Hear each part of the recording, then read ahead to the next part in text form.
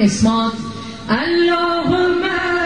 انی اسألک باسمک یا خالق یا رازق یا ناطق یا صالح یا فالق یا فارق یا فاتح یا راتق یا سابق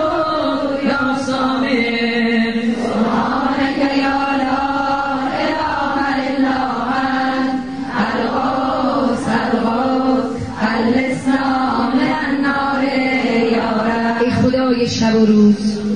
ای خدای تاریکی و روشنایی، آفتاب و گرما و سایه، خیر و شر، مرگ و زندگی، آفرینش، حکم فرمایی، و ای خدایی که همسر و فرزند نداری، شریک نداری، میشه امشب یه نظر من بکنی؟ یا من یقلب اللیل والنهار یا من جعل الظلمات والانوار یا من خلق الظل والغروب یا من سخر الشمس والقمر یا من قدر الخير والشر یا من خلق الموت والحیات یا من له الخلق والامر یا من لم يتخذ صاحبة ولا ولدا یا من ليس له شريك في الملك یا من لم تكن له ولي من الذل سبحانك یا لا اله الا انت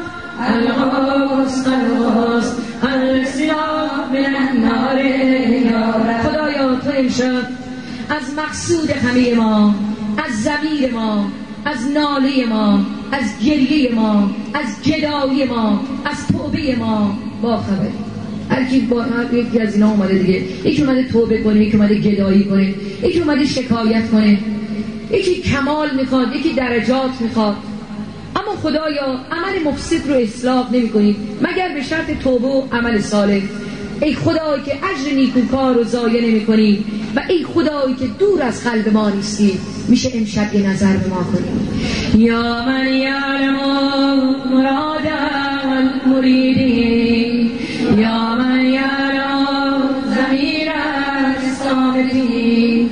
یا من یسمع انین الموقنین یا من یرا بکاء الخائفین یا